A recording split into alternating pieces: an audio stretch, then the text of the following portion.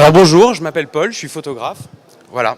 Le laboratoire, le laboratoire, c'est une espèce de lieu un peu mystérieux, le lieu de la création, le lieu où on n'entre pas sans y être invité, sans frapper à la porte. Cette espèce de lieu a toujours exercé chez moi une grande fascination. Voilà. À l'âge de 11 ans, mon grand-père profite de ses premiers mois de retraite pour construire son propre laboratoire. Un peu fatigué, il va se coucher et ne se réveille jamais. Voilà. C'est la première fois que j'entends parler du laboratoire photo. Donc c'est déjà, voilà, ça donne déjà une sensation, une sorte de fascination, une curiosité pour ce lieu. Puis ensuite, à l'âge de 14 ans, avec mon copain au collège, il m'invite dans le laboratoire de son père. Et là, ensemble, je tire mes premiers négatifs. Donc je me rappelle très bien la sensation magique de voir l'image apparaître. Enfin, je pense que toutes les personnes qui ont pu faire du labo se rappellent de ça. Après, s'ils sont honnêtes, ils disent que elle était noire. Enfin, il n'y avait pas d'image. Enfin, ça c'est plutôt la vérité. Voilà. Donc on tire les premiers négatifs. 10 ans plus tard, je suis admis à l'école des Gobelins en photographie, spécialisée en traitement de l'image. J'ai appris donc tous les métiers de la photo, du laboratoire, donc de développement, noir et blanc, E6 et 41, toutes sortes de tirages sur différents papiers, jusqu'au cibachrome, enfin beaucoup de choses qui aujourd'hui n'existent plus du tout. Voilà. En sortant de l'école, donc c'était il y a une quinzaine d'années, voilà, en cherchant du travail, tous les labos que je convoitais fermaient les uns après les autres. Donc je me suis tourné vers la prise de vue. Aujourd'hui, je suis photographe, je travaille que sur des commandes, je travaille uniquement en numérique, je pense comme 99,9% de mes confrères. Mais le laboratoire est pour moi resté toujours, même avec le numérique, toujours un lieu de création, de finalité de la photo, quelque chose qui m'a toujours, je pense, me tiendra vraiment toujours. J'ai donc cherché le moyen d'allier l'image numérique et le tirage photographique. J'entends par tirage photographique le tirage produit par la lumière, c'est-à-dire pas de l'impression, pas des phénomènes d'impression et des phénomènes photolumineux, photosensibles.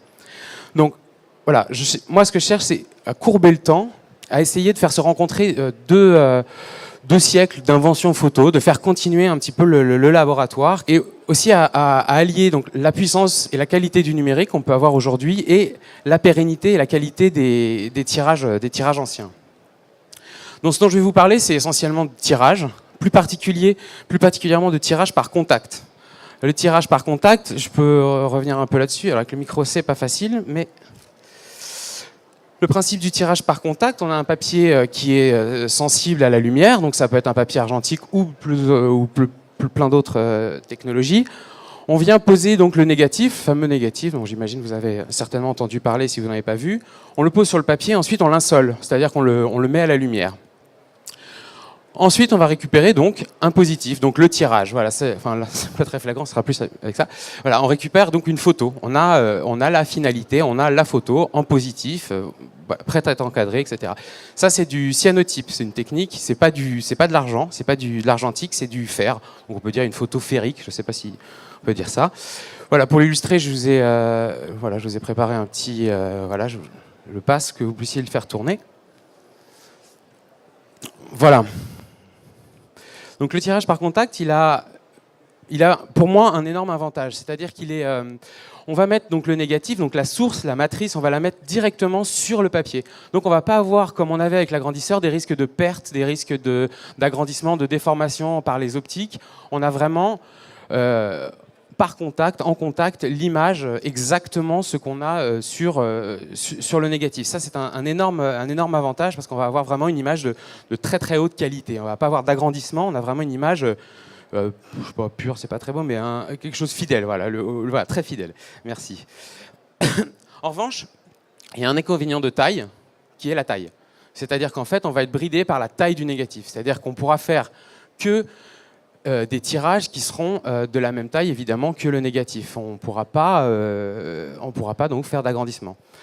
Voilà, ça c'est le gros inconvénient qu'on avait donc à toute l'époque de l'argentique, c'est qu'on pouvait pas, enfin les négatifs étant assez petits, on ne pouvait pas vraiment avoir de tirage assez intéressant. Le négatif arrive vers 1841, c'est-à-dire au tout début de la photo. Vraiment, c'est dans le tout début par Henry Fox Talbot. Au début, on l'appelle le calotype. Ça vient du grec kalos, le beau, et typos, l'impression. Donc c'est la belle impression. C'est vraiment la matrice, c'est ce qui sort de l'appareil. Donc c'est vraiment l'image la plus fidèle. Voilà. Alors ensuite, le négatif a changé énormément la photo. C'est-à-dire qu'il a permis de la multiplier. Il a permis pour moi de poser toutes les bases de la photographie qu'on connaît aujourd'hui, c'est-à-dire la possibilité de la multiplier, de la diffuser, mais aussi de l'interpréter et aussi de la retoucher. Donc on commence à avoir tout un travail très intéressant à partir du négatif, à partir de cette époque-là, sur la photo. On peut avoir du montage, on peut avoir beaucoup de choses qui apparaissent. Donc voilà, le négatif est vraiment la clé de voûte de toute la photographie analogique. Alors des négatifs, vous en avez certainement déjà tous vus.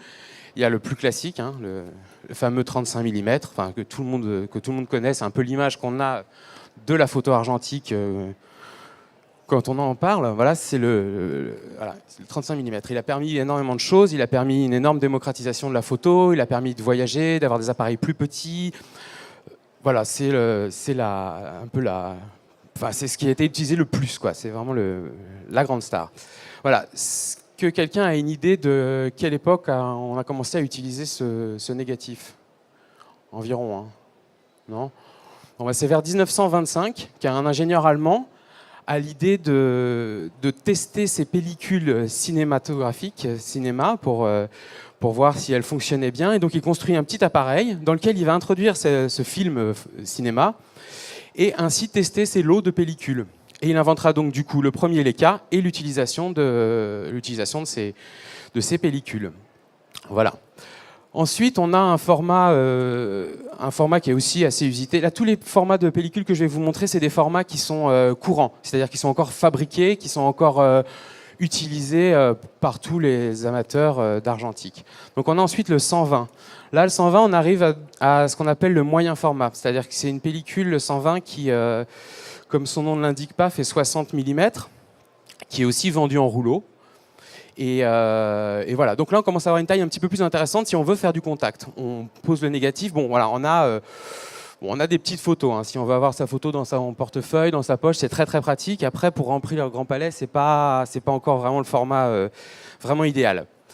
Est-ce que vous avez une idée de la date de l'utilisation de cette pellicule? Là, on est aux alentours de 1901.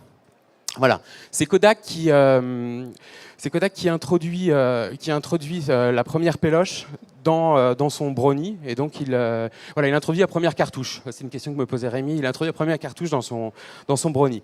Voilà. Ensuite, on a un format qui est encore très classique, très utilisé, que j'utilise aussi régulièrement, qui est le 4.5. 4.5 qui, comme son nom l'indique, fait 10 par 12 cm. Donc c'est là un format qui commence, pour le coup, en contact, en tirage contact, qui commence à être assez intéressant. On a vraiment une image, 10-15, voilà, ça fait un joli petit tirage. Là, on est sur vraiment des grains d'argent, donc on a une définition qui, par rapport au 24-36, est beaucoup plus intéressante. On a vraiment voilà, on peut commencer à avoir vraiment un tirage par contact. Voilà. Et ensuite, c'est le propos de mon exposé. Ensuite, on va avoir ce type de négatif. Hop. Voilà. Alors ensuite, on a ce type de négatif. Alors je ne sais pas si quelqu'un sait de quel appareil et de quelle époque date ce négatif. À quel appareil on peut produire ce type de négatif. Bon, alors ce type de négatif est fait avec un fichier numérique. Voilà. Il a été réalisé hier, donc c'est la photo d'hier, et il a été réalisé avec mon imprimante de salon. Je précise ça, c'est assez important, c'est-à-dire qu'en fait c'est un négatif qui a été réalisé à la lumière du jour, sans chimie, et en 1 minute 15, ce qui va complètement différer de tous les autres types de négatifs. Voilà, mais on a un vrai grand négatif. Alors, comment j'ai réalisé ce négatif ? Pour réaliser ce négatif, j'ai récupéré un fichier numérique, n'importe quelle source, un smartphone, un APN, n'importe quel type d'appareil, moyen format numérique, peu importe. Ou bien même, pourquoi pas, on peut imaginer un scan de négatifs anciens. Voilà. Mais à partir d'un fichier numérique. Ensuite, j'ai inversé les valeurs. Le noir est devenu blanc, le blanc est devenu noir, je l'ai passé en noir et blanc avant. Et ensuite, il est tout simplement imprimé. Ça, c'est un plastique. J'ai volontairement pris les trucs les plus cheap, les plus bas de gamme et bon marché que j'ai pu trouver. Ça, c'est vraiment le plastique qu'on pose sur les rétroprojecteurs pour les présentations. C'est vraiment quelque chose de... Ça coûte vraiment rien du tout. Ça se trouve même en hypermarché. On en trouve des boîtes. Vous en avez peut-être même chez vous. C'est vraiment un truc voilà, qui est très pratique, très rapide et voilà, très... Alors, les énormes avantages maintenant de ce négatif, c'est qu'en fait, on va pouvoir donc passer par le numérique, on va pouvoir donc faire tout ce qu'on peut faire d'extraordinaire avec le numérique. C'est-à-dire qu'on va pouvoir retoucher des zones, recadrer, densifier, adoucir, tout ce qu'on pouvait pas faire sur un négatif. Un négatif, on prend la photo, on la développe, point barre. Là, sur le négatif, on va pouvoir intervenir. C'est là où vraiment, voilà, on a la chance aujourd'hui, avec le numérique, de pouvoir produire ce qu'on ne pouvait pas faire avant. C'est vraiment, voilà, c'est vraiment quelque chose d'assez intéressant. Là, j'ai réalisé sur une imprimante A4, mais vous imaginez bien qu'on peut le faire sur une imprimante A3, et puis même des traceurs, on en voit là partout dans le salon, des énormes traceurs avec aucune limite de taille. On peut vraiment imaginer des choses très très grandes. Pourquoi pas même rabooter des négatifs. Enfin voilà, c'est vraiment... là, contrairement à l'argentique, on n'a plus aucune limite de taille. Et voilà, on peut enfin produire un négatif parfait, quoi. Vraiment un négatif qui sera adapté à la technique ensuite qu'on va utiliser. Voilà, je pense que ce genre de négatif aurait vraiment fait pâlir nos aïeux et voilà, si Ansel Adams pouvait voir ça, je pense qu'il réfléchirait encore un peu à son zone système. Voilà. Alors pour illustrer le principe du tirage par contact, j'ai donc récupéré une surface photosensible. Ça, je pense que vous connaissez tous. Il s'agit de films phosphorescents. Donc en fait, on envoie de la lumière et le papier, la surface se gorge de lumière. Donc je vais vous faire une petite démonstration du principe du tirage par contact. On a la surface sensible, on vient poser le négatif dessus. Voilà. En général, on le met dans un cadre presse pour... Ah, merci. Voilà. En général, on le met dans un cadre presse ou un cadre photo avec un verre pour qu'il soit vraiment bien en contact avec le négatif. Ensuite, je vais projeter de la lumière. Bon, bah, j'ai trouvé le flash comme un bon moyen puisqu'il produit beaucoup de lumière instantanée. Voilà, j'ai besoin quand même d'envoyer quelques 5-6 coups. Voilà. Il est à pleine puissance, ouais. Tac. C'est un peu loin à recharger, excusez-moi. Hop. Hop. Voilà. Et voilà. Voilà. Ensuite, donc on récupère ensuite un tirage. On retire le négatif. Bon, là, c'est pas énormément flagrant parce qu'il y a beaucoup de lumière, mais je pense que tout le monde aura compris un peu le principe. Je pourrais vous laisser manipuler ensuite si vous voulez voilà, vous amuser. Voilà, on récupère la photo. C'est le principe du contact, c'est-à-dire le négatif, cette matrice directement en contact avec le support photosensible. On récupère, je sais pas où le mettre vraiment. Hein, peut-être dans ta cuve, je sais pas. Ah, tu fais la... Ok, génial. Voilà. Bon, là, le problème, c'est que voilà, on a une photo qui ne va pas être fixée. Elle ne sera pas fixée dans le temps. C'est voilà, une instantanée. Là, c'était vraiment un truc que j'ai imaginé pour illustrer le propos. On n'est pas dans de la... Voilà, on n'est pas vraiment dans de la photo, mais on est dans un phénomène photosensible. On est vraiment dans quelque chose d'existant. Voilà. Ensuite, donc là, c'est du phosphorescent, mais on peut imaginer énormément. Il existe une infinité de produits réagissant à la lumière. Encore aujourd'hui, on peut très bien utiliser, pour les fans d'argentique, on peut très bien utiliser du papier argentique. Donc les grandes marques bien connues. On va placer le film, on va ensuite allumer la lumière et on passera révélateur, bain d'arrêt, fixateur, tout simplement. Vraiment, voilà. Mais du coup, avec cette technique-là, on s'affranchit de l'agrandisseur. On a quelque chose, donc un labo déjà un petit peu plus petit, et on n'a pas tous les problèmes qu'on peut avoir avec un agrandisseur de déformation, enfin, bon, tout. Après, je ne vais pas m'étaler tout vraiment sur tous les problèmes techniques. Voilà. Ensuite, la chance, aujourd'hui, l'énorme chance, c'est que des produits, il y en a beaucoup et il y en a de plus en plus. Et énormément de recettes s'échangent, de forums, de discussions s'échangent sur tous ces procédés anciens.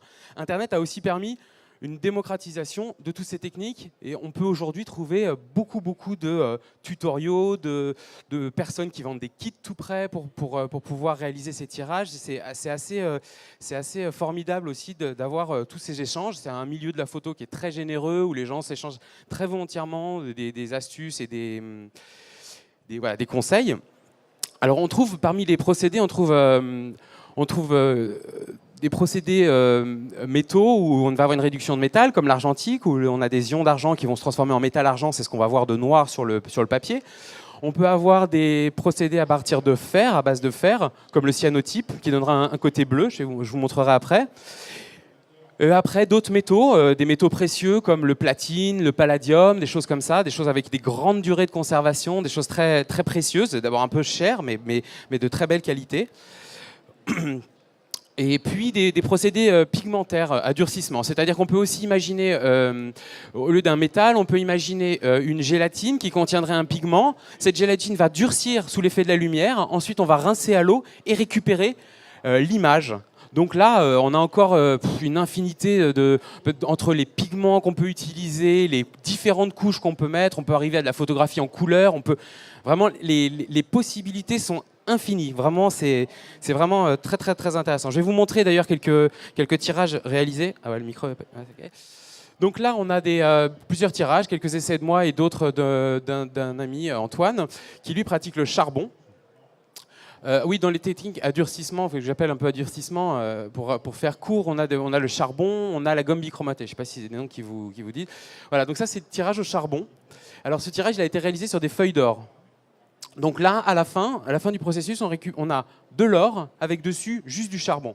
C'est une technique qu'il a un peu mis au point, etc., qui est assez marrante. C'est-à-dire qu'en fait, le charbon étant très noir, très mat, très peu brillant, il s'oppose avec l'or, et c'est un phénomène assez intéressant. Ensuite, on a du papier salé. Alors ça, ce papier salé a été fait à partir d'un scan de négatif 24-36. J'avais développé ce négatif avec du rodinal parce que je voulais du grain. Enfin, voilà, quand je fais de l'argentique, je veux du grain parce qu'il n'existe pas ailleurs, donc je cherche le grain. Donc le gros rodinal bien puissant. Et ensuite, je l'ai accentué sur Photoshop. J'ai vraiment voulu, j'ai cherché, vous pourrez regarder ensuite. Et vraiment, voilà, on voit vraiment le grain. Là, on est vraiment... mais tous ces processus sont, on va dire, numériques, quoi. Donc ça, c'est papier salé. Le papier papier salé, c'est considéré comme un des premiers produits argentiques. Voilà, c'est du nitrate d'argent en fait, qui est couché sur la feuille et donc qui va répondre à la lumière. Ensuite, on a du cyanotype, une très belle image de mon ami Olivier Bernard. Donc, c'est un cyanotype. Le cyanotype, c'est comme ça à la base. C'est aussi une image de lui. C'est bleu. Voilà, c'est les atomes de fer qui deviennent bleus. Là, je l'ai coloré dans du thé. C'est-à-dire que je l'ai plongé 9 minutes, 10 minutes dans le thé pour changer un peu la couleur. C'est pas un virage, c'est une coloration. C'est-à-dire que le papier va s'imbiber, le fer va aussi s'imbiber et on aura des teintes un peu brunes. On peut utiliser du thé, on peut utiliser du café, du vin, enfin tout ce qui va contenir un peu des tanins. Voilà, qui va se fixer sur et donc en changer la couleur. C'est-à-dire qu'on a des procédés et on peut ensuite encore intervenir. C'est sans limite. Là, on a un papier salé aussi. Alors, ce qui est intéressant, c'est que le papier salé est très, il produit des résultats très, très, très différents à chaque fois en fonction de l'humidité de la pièce, du temps de séchage, etc. Il a beaucoup de paramètres, donc c'est aussi très intéressant parce qu'on a beaucoup de palettes. Là, on va avoir un brun gris. Là, on va avoir un brun un peu plus rouge, un peu plus ocre. Voilà. C'est dans les possibilités. Là, ensuite, on a un tirage charbon d'Antoine Zoili. Et voilà, ça, le tirage charbon, c'est considéré comme un des plus beaux tirages, quoi. C'est vraiment une des taux de conservation qui sont hallucinants. Des noirs, comme c'est du carbone pur sur la feuille, on a vraiment des noirs très très denses. On a vraiment des belles gammes. Et celui-là est spécialement joli. On a vraiment des blancs. Enfin, il est très très bien réussi. Et à la fin, donc... photo d'Olivier Bernard avec un cyanotype classique. Voilà. Je ne vais pas m'étendre trop sur tous les procédés parce que là, c'est encore un autre chapitre. Là, ce que je voulais plus, c'était parler de la possibilité et la chance qu'on a aujourd'hui avec tous les outils de pouvoir y retourner. Voilà. On a aussi, alors ça c'est assez rigolo, enfin voilà, tous ces procédés, c'est souvent des matériaux assez précieux, assez nobles. Par exemple, je ne fais pas d'économie sur le papier. J'achète toujours des papiers 100% coton, fort grammage, des choses qui ont une bonne résistance. Comme à la fin, c'est ce qui va rester de la photo, autant mettre un peu de prix. Quand je dis du prix, c'est une blague, mais voilà, autant ne pas lésiner sur la qualité. Voilà, on a des choses du coup qui sont ont de très très très bonne conservation dans le temps. On peut retrouver des tirages au platine, par exemple, depuis de 1907, dans un état absolument parfait, quoi. Enfin, vraiment des choses très très très très belles avec des très bonnes conservations. Voilà, donc voilà, là on a de l'or, du charbon, on a vraiment des matériaux nobles. Après, on peut aussi s'amuser, on peut aussi tenter des expérimentations. Dans ce type de photographie, il y a une branche qu'on appelle l'anthotypie, donc des anthotypes, où en fait le but est de récupérer la chlorophylle d'une plante. La chlorophylle étant photosensible, on l'utilise comme matériau sensible. Donc on va coucher sur le papier la chlorophylle, mettre un film négatif, ensuite le mettre à la lumière. Ensuite on va attendre 1, 2, 3, 4, 5 semaines, des temps, voilà.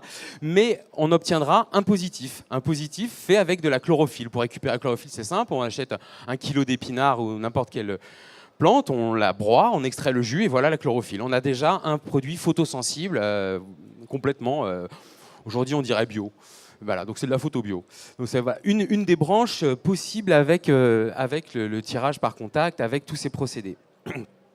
Voilà, on peut aussi, c'est assez amusant, on peut aussi changer le support. C'est-à-dire que là, je parle de photos sur papier, mais on peut aussi s'amuser à partir sur d'autres supports. J'ai essayé, par exemple, de faire donc, des cyanotypes sur du tissu. Voilà, du cyanotype aussi sur du verre. Voilà, donc ça, c'est une plaque de verre. Voilà, et donc elle était transparente. J'avais une ampoule quelque part. Voilà, enfin voilà, comme ça. Voilà, elle est donc entièrement transparente sur une plaque de verre. Voilà, et après on peut imaginer du bois, de la pierre. Enfin, voilà, on ouvre là une espèce de champ d'expérimentation complètement infini, complètement, voilà, complètement à faire en fait, à fabriquer. Parce que voilà, c'est pas des choses toutes faites. C'est vraiment le laboratoire. Pour moi, c'est aujourd'hui le laboratoire un peu dans cette forme. Dans cette forme-là. Ce qui est intéressant dans ce laboratoire, c'est qu'on va avoir un laboratoire beaucoup plus léger. C'est un laboratoire différent. C'est-à-dire qu'on va avoir... déjà, on ne va plus avoir l'agrandisseur. On n'aura pas forcément une pièce noire ou pas complètement noire, pas complètement obscure. La plupart de ces procédés sont sensibles aux UV. Donc on peut travailler, par exemple, je pourrais coucher une émulsion ici, en plein salon, et faire une démonstration complètement... voilà, avec des procédés anciens, sans aucun problème. J'irai ensuite l'exposer à la lumière du jour, aux UV du soleil, et voilà, tout aussi simplement que ça. Voilà, le laboratoire donc prend moins de place. Il n'y a plus d'agrandisseur parce que l'agrandissement va être fait par une imprimante voilà, jet d'encre, de salon, de n'importe quoi, de bureau, multifonction à votre guise. Et ensuite, la lumière du soleil. Voilà, quelques pinceaux, des feuilles, etc. Mais on n'a pas toute une série de cuves. On a quelque chose d'un laboratoire un peu plus léger, un peu plus mobile. Je vous inviterai à voir sur mon site internet. Voilà, j'ai fait une petite expérience où je me promenais pendant les vacances et je produisais dans n'importe quel lieu où je me retrouvais, une maison de campagne avec à peine électricité, etc. Je produisais des tirages que j'envoyais ensuite comme des cartes postales. Mais du coup, je pouvais avoir un laboratoire mobile, voilà, dans un sac comme ça, un petit sac à dos, rien du tout. Voilà, la possibilité de produire des images en positif sur papier. Souvent unique parce que refaire exactement le même, c'est pas forcément évident, mais ce qui a aussi un charme. Enfin voilà, des avantages et des inconvénients, mais en tout cas un labo plus mobile. Voilà. Donc un matériel très très léger. Et je pense que voilà, aujourd'hui n'importe qui peut monter ce type de laboratoire. Une imprimante, tout le monde en a une. Ces papiers coûtent rien du tout. Donc on peut très facilement reprendre ses recherches. Voilà. Donc, voilà. L'idée, c'est qu'un peu que, bien qu'on veuille nous faire croire que c'était mieux avant, qu'on pleure la fin de l'argentique, je pense que le laboratoire, lui, le laboratoire photo, a encore de très, très, très, très beaux jours et qu'il n'attend que vous pour être réinventé. Je pense qu'aujourd'hui, on peut réinventer des formes de laboratoire, même si le film disparaît, même si des choses disparaissent. La photographie nous appartient tous, c'est un phénomène photosensible et c'est pas... voilà, il n'y a donc rien à pleurer de la fin d'un truc ou d'un autre. Aujourd'hui, on peut le réinventer, on peut le refabriquer, on peut le perfectionner, on peut l'avancer. Et je pense que chacun peut y trouver vraiment son goût, sa patte, ses envies. En tout cas, produire, sortir de cette boucle infernale du fichier numérique qui est la prise de vue, la retouche et la publication sur site. Avoir enfin des choses, des tirages, des choses tangibles, des choses, voilà, on peut dire des tirages d'art aussi. On peut, voilà. Voilà.